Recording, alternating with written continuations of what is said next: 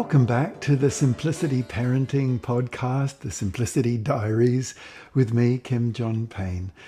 This week, I wanted to consider perhaps a deeper question not all of us carry, but almost all of us know of someone, that a parent who is struggling with addiction. This is not at all an easy issue. I'm going to focus primarily today on substance addictions, even though addictions are much more widespread than just substances.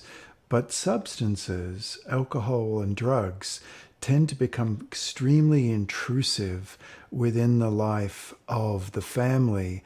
And the addicted parent and the parent struggling with compulsions and addictions is often just so devastated by what they're doing as a parent, and yet the behavior is such a struggle to stop. And therein lies the dilemma. So this might not apply directly to you, but hopefully this will be information that you can pass on to anyone who might need it. Now, I wanted to give, first of all, a definition of addiction. And this definition comes from a group of 12th graders I was actually working with in a school near New York City.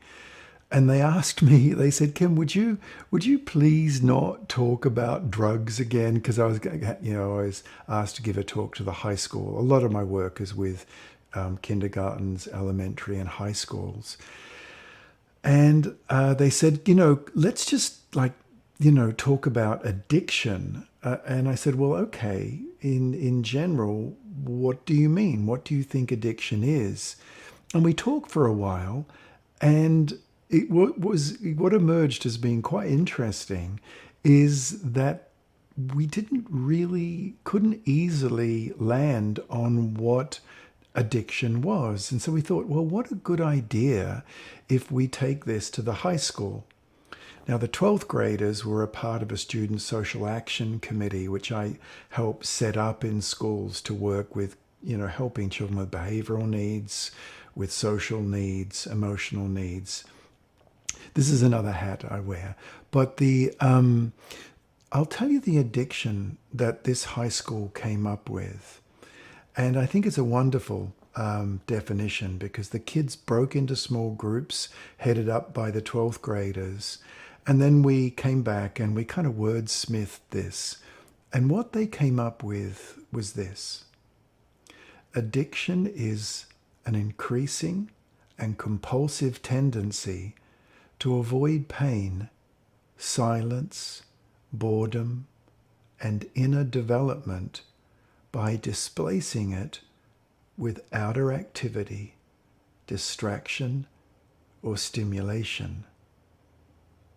What an amazing piece of work, right? For these high schoolers.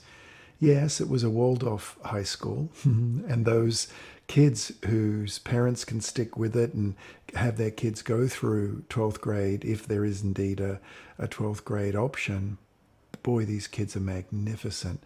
I'll read it again. Addiction is an increasing and compulsive tendency to avoid pain, silence, boredom, and inner development by displacing it with outer activity, distraction, or stimulation. In order to understand addiction, I think it's good to, which I've worked with for years, to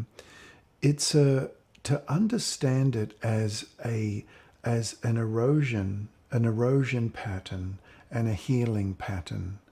There is a pattern to addiction where the physical body starts to break down with the substance use in response to all kinds of stresses and strains and all manner of things going on in a person's life.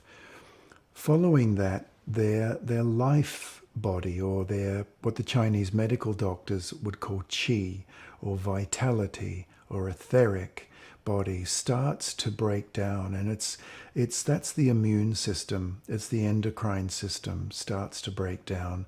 But also habits start to shift. Nighttime becomes daytime, daytime becomes nighttime, staying up until all through the night until 5 in the morning, sleeping until 5 in the afternoon, eating breakfast at dinner time at breakfast. There's just the rhythm it starts to become very affected, and the physical environment around someone who's struggling starts to become very cluttered, disorganized, super messy. And then if the addiction continues and the stresses and strains continue, the next thing that breaks down is the relationships. And I've seen this over and over with kids, with high schoolers and such that I've helped, is that the emotionally the user becomes very brittle. The person who is struggling, which is a better term than user really, the person struggling with this and being affected by this starts to have friendships that fade, difficulty maintaining caring, loving relationships.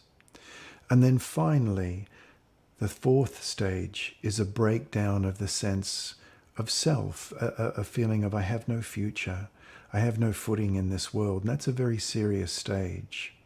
Now, the reason I mention all this is it therefore makes a whole bunch of sense to start where it's doable, to start the healing process where the breakdown process first began, and that's with the physical environment and the physical body.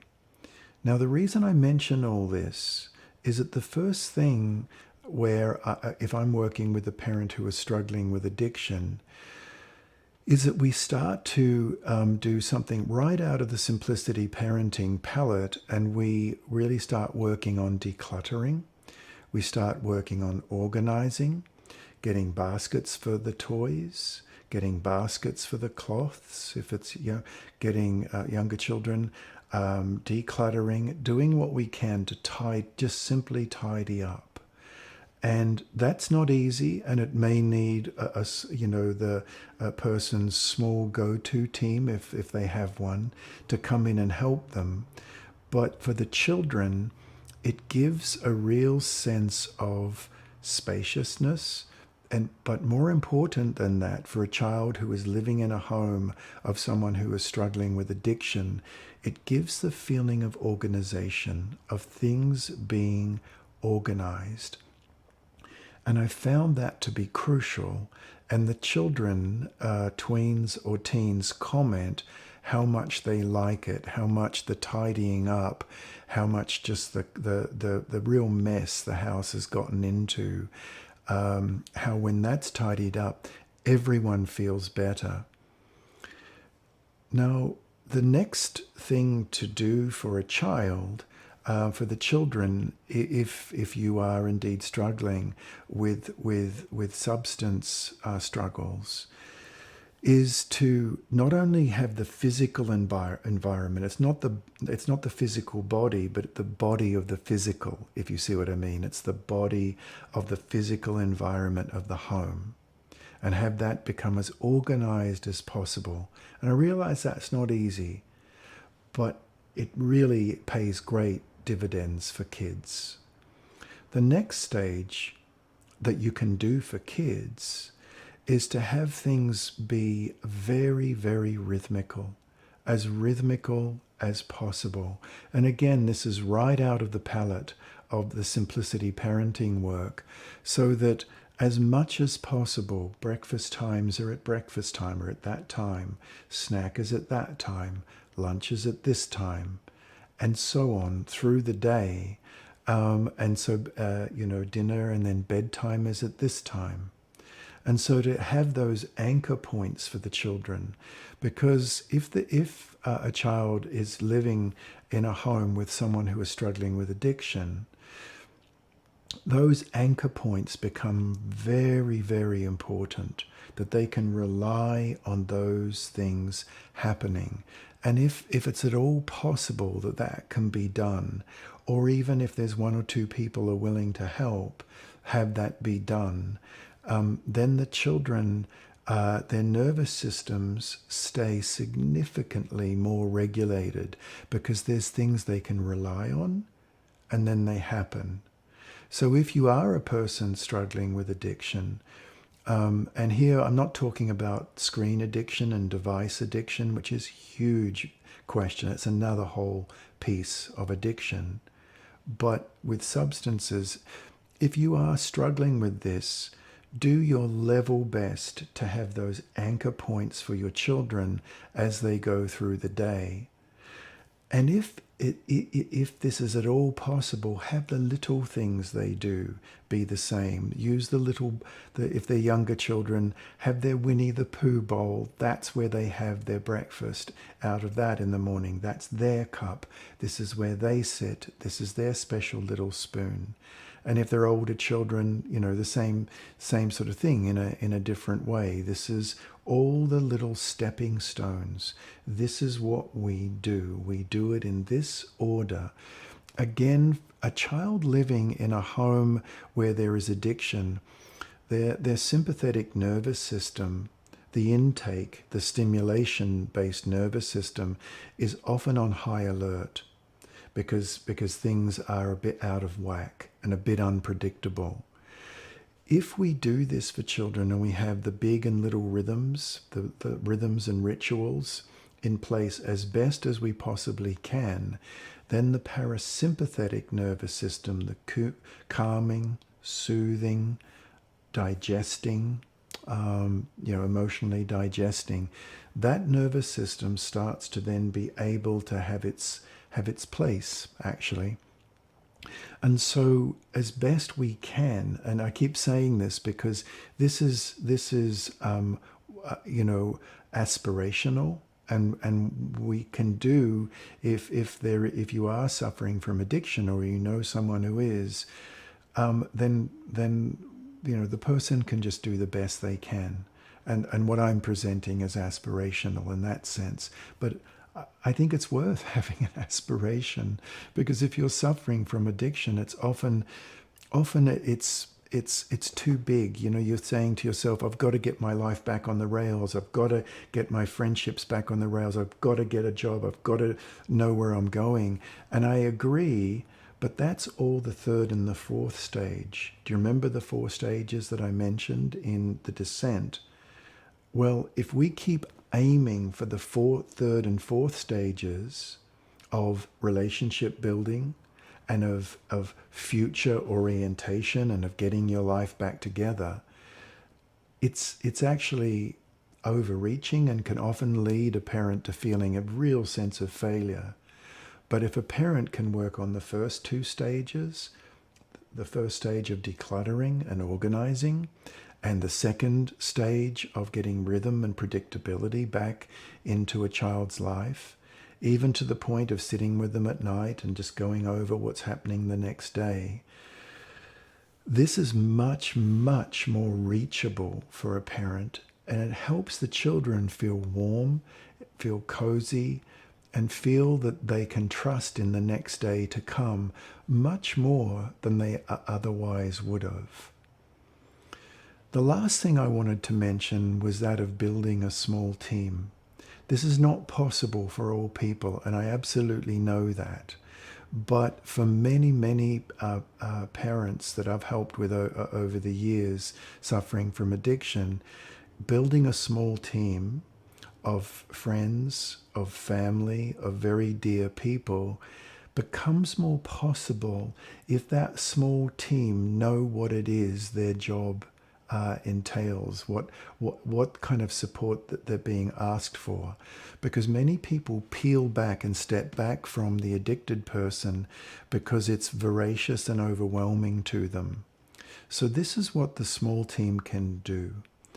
the team can basically be there ready to help with the organization of the home and with keeping hold of the rhythms. Now, one of the ways that this can be done is that when times are okay, when an addicted person is coping a little bit better, then